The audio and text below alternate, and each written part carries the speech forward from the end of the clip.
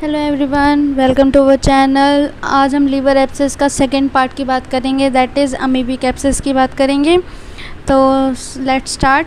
तो हमने last time पढ़ा था कि दो तरीके के लीवर एब्सेस होते हैं। एक पायोजेनिक लीवर एब्सेस जो कि पायोजेनिक ऑर्गेनिज्म की वजह से होता है। एक अमीबिक लीवर एब्सेस होता है जो कि एंटमीबा हिस्टोलिटिका की वजह से होता है। So let's start. Amoebic abscess. Amoebic abscess किसकी वजह से होता है? Amoebic abscess is a complication of amoebic dysentery. Amoebic dysentery का कॉम्प्लिकेशन हो सकता है अमीबिक एब्सेस। इसकी पैथोलॉजी देखी जाए तो एंटामीबा हिस्टोलिटिका जो होता है वो कोलोनिक लीजन्स कोलोन में जाकर लीजन का फॉर्मेशन करता है और कोलोन के थ्रू वो पोर्टल वेन में जाता है और पोर्टल वेन से वो लीवर में आ जाता है। Usually upper and posterior portion of the right lobe are affected. और इसमें जो लीवर का अपर और पोस्टीरियर पोर्शन होता है राइट लोब का वो ज़्यादा अफेक्टेड होता है। डिसीज़ की दो स्टेजेस होती हैं, या तो अमीबिक हेपेटाइटिस होगा या अमीबिक लीवर एब्सेस होगा। तो अमीबिक हेपेटाइटिस क्या है? Type of diffusion involvement of liver characterized by increase lymphocytes, mononuclear infiltration, fatty changes in lysis of the hepatic cells. तो अमीबिक हेपेटाइटिस में क्या होता है, जो लीवर होता है उसमें जो लिम्फोसाइट्स होती है उनकी काउंट बढ़ जाती है, मोनोन्यूक्लियर इन्फिल्ट्रेशन होने लगता है, फैटी चेंजेस होने लगते हैं और हेपेटिक सेल्स जो होते हैं उनकी लाइसिस होने लगती है। एग्जैक्ट पैथोलॉजी इसकी क्लियर नहीं है कि अमीबिक हेपेटाइटिस क्यों होता है। उसके बाद हम पैथोफिजियोलॉजी पे आते हैं अपनी कि Entamoeba histolytica enters the liver. जब लीवर में एंटामीबा हिस्टोलिटिका एंटर करता है उसके बाद वो क्या करता है? Infection begin with the intrahepatic portal thrombosis and infiltration. तो इन्फेक्शन कैसे होता है? इंट्राहेपेटिक पोर्टल थ्रोम्बोसिस हो जाती है और इन्फिल्ट्रेशन हो जाता है। उसके बाद क्या होता है? Cytological activity start. इसकी वजह से क्या होता है? साइटोलॉजिकल एक्टिविटीज़ लीवर में स्टार्ट हो जाती हैं। Leads to the liquefaction of the surrounding stromal and parenchymal structure, जिसकी वजह से क्या होता है? जो हमारी लीवर के स्ट्रोमल सेल्स होती हैं या पैरेन्काइमल स्ट्रक्चर्स होते हैं वो लिक्विफाई होना शुरू हो जाते हैं। Coalescence of such small necrotic area result in formation of, और इस स्मॉल नेक्रोटिक एरिया में जो होता है जिसकी वजह से क्या होता है? Large single abscess usually in the right lobe. जो लार्ज सिंगल एब्सेस होता है वो राइट लोब में हो जाता है। ग्रॉस अपीयरेंस देखा जाए, अगर कट सेक्शन करके ग्रॉसली देखेंगे तो क्या मिलेगा? लीवर जो होगा एनलार्ज मिलेगा, अटैच्ड टू द डायफ्राम से चिपका हुआ मिलेगा। लिक्विफाइड मटेरियल जो होगा एब्सेस में वो क्या होगा? वेसिड होगा और सेमी ट्रांसपेरेंट होगा। और जो कंटेंट इन द मिक्सचर, जो एब्सेस के अंदर मिक्सचर होता है उसमें क्या क्या कंटेंट्स मिलेंगे? तो आरबीसी मिलेगा, ल्यूकोसाइट्स मिलेंगे, ब्रोकन डाउन लीवर सेल्स मिलेंगे एंड लुक लाइक, और वो कंटेंट मिक्सचर जो है चॉकलेट या रेडिश ब्राउन कलर का होगा, जो कि एक चॉकलेट सॉस की तरह या एंचोवी सॉस की तरह लगेगा। एंचोवी सॉस एक फ़िश की सॉस होती है, उसकी तरह लगेगा, मतलब रेडिश ब्राउन सा कलर लगेगा उसका, जो एब्सेस के अंदर मिक्सचर मिलेगा हमें। Early cases the wall of the abscess. Early cases में वॉल ऑफ एब्सेस कैसी होगी? थिन होगी विद लिटिल फाइब्रोसिस, पतली होगी और थोड़ी सी फाइब्रोसिस हो रखी होगी। और जितना पुराना हो एब्सेस हो जाएगा, fibrous capsule demarcated it from the normal liver. जो फाइब्रोस कैप्सूल होता है वो नॉर्मल लीवर से डिमार्केटेड हो जाता है। Amoeba will found in the earlier stage. Earlier stage में अगर आप देखेंगे तो अमीबा मिल जाता है, बट लेटर स्टेज में जो होता है अमीबा को डिटेक्ट करना बड़ा मुश्किल होता है। और जो नेक्रोटिक सेंट्रल जोन होता है उसमें जाके अमीबा कहीं मिलता है। फिर दे रखा है माइक्रोस्कोपिकली। माइक्रोस्कोपिकली जो एब्सेस की जो होती हैं थ्री जोन्स जो कि रिकॉग्नाइज करी गई हैं। Central necrotic zone, middle zone with destruction of parenchymal cells, outer zone almost merges into the fibrous capsule and in which amoeba may be demarcated. Outer जो होती है उसमें अमीबा मिल सकता है। और उसके बाद क्या है? क्लिनिकल फीचर्स की बात करते हैं। तो क्लिनिकल फीचर्स में क्या होता है? अमीबिक एब्सेस जो होती है वो अमीबिक डिसेंट्री की वजह से होता है। इसमें एनीमिया मिलती है, वेट लॉस मिलेगा। टिपिकल सिम्टम्स क्या मिलेंगे? फीवर मिलेगा और लीवर में पेन मिलेगा। फीवर भी जो होता है 39 डिग्री से ऊपर चला जाता है और इवन पर्टिकुलरली एट नाइट, रात में चिल्स और स्वेटिंग देखने को मिलती है। पेन प्रेजेंट इन 90% केसेस में पेन मिलेगा और साइट क्या होगी? हेपेटिक एब्सेस वाली साइड होगी।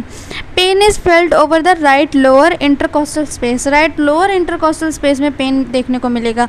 मे be slightly bulging and pitting oedema, slightly bulge या पिटिंग एडिमा भी मिल सकता है। सुपीरियर सरफेस एब्सेस में cause pain refer to right shoulder, superior surface पे अगर एब्सेस होगा तो उसका पेन जो रेफरल पेन है वो राइट शोल्डर तक भी जाता है। Abscess in bare area, bear area में अगर एब्सेस है और तो उसमें क्या होगा, नॉट कॉन्टैक्ट विद पेरिटोनियम, और अगर वो पेरिटोनियम से कॉन्टैक्ट में नहीं है तो पेनलेस विद क्वाइट समटाइम्स, और ये पेनलेस मिलेगा, इसमें दर्द नहीं मिलेगा। Left lobe abscess present pain, left lobe का पेन कहाँ होगा, एपिगैस्ट्रिक रीजन में लेफ्ट लोब का होगा। टेंडर हेपेटोमेगैली मिलेगी और tenderness and rigidity below right costal margin, tenderness और रिजिडिटी जो होती है राइट कोस्टल मार्जिन के नीचे देखने को मिलेगी। क्लिनिकल जॉइंटिस भी मिल सकती है। इसके कॉम्प्लिकेशन क्या होंगे अगर ये बस्ट कर गया तो, कॉम्प्लिकेशन अगर ट्रीट नहीं करा गया और ये बस्ट कर गया तो, अगर राइट प्लूरल कैविटी में बस्ट कर गया तो एम्पाइमा देखने को मिलेगा। राइट लंग में अगर कर गया तो broncho hepatic fistula, lung abscess या निमोनिया, ये 3 चीज़ें देखने को मिलेंगी। अगर पेरिटोनियल कैविटी में अगर ये बस्ट कर गया एब्सेस तो एमीबिक पेरिटोनाइटिस मिलेगी और मोर्टेलिटी रेट इसमें 20% होता है। Single large abscess of the left lobe में भी रप्चर्ड इनटू पेरिटोनियल कैविटी और इवन टू द पेरिकार्डियम, और सिंगल लार्ज अगर लोब एब्सेस मिलता है लेफ्ट लोब में तो अगर वो रप्चर हो जाता है तो पेरिटोनियल कैविटी में या फिर पेरिकार्डियम में ही इन्फेक्शन मिलेंगे। अगर इसकी इन्वेस्टिगेशन करेंगे तो क्या इन्वेस्टिगेशन कराएंगे, इसकी ब्लड एग्जामिनेशन करा के देखेंगे, सीरोलॉजिकल टेस्ट करा के देखेंगे और स्टूल एग्जामिनेशन करा के देखेंगे, एलएफटी करा के देखेंगे, सिग्मोइडोस्कोपी करा के देखेंगे, रेडियोग्राफी करा के देखेंगे। और जो इसकी 100% डायग्नोसिस जो है, जो ये बताती है कि ये अमीबिक लीवर एब्सेस है, तो ये जो होती है हमारे लीवर को एस्पिरेट करा के देखेंगे तो उसमें एंचोवी सॉस जो लाइक पस मिलेगा वो मेन डायग्नोस्टिक टूल है। ब्लड एग्जामिनेशन में अगर ल्यूकोसाइटोसिस जो होती है वो अर्ली केसेस मिलती है, क्रोनिक केसेस में अनीमिक पेशेंट हो जाता है।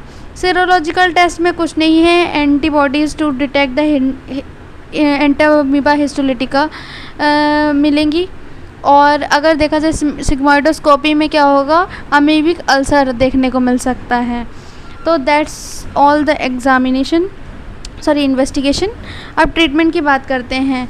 तो ट्रीटमेंट में जो होता है एमीविसाइडल ड्रग्स देंगे। सबसे पहला ड्रग ऑफ चॉइस जो है हमारी मेट्रोनिडाजोल होगी, जो कि ड्रग ऑफ चॉइस है इसमें इंटेस्टाइनल और हेपेटिक अमीबियासिस में।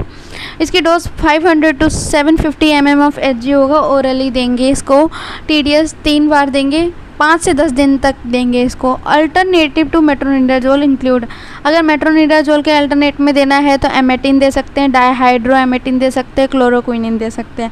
एमेटिन और डाईहाइड्रो एमेटिन जो होता है कार्डियोटॉक्सिक होता है।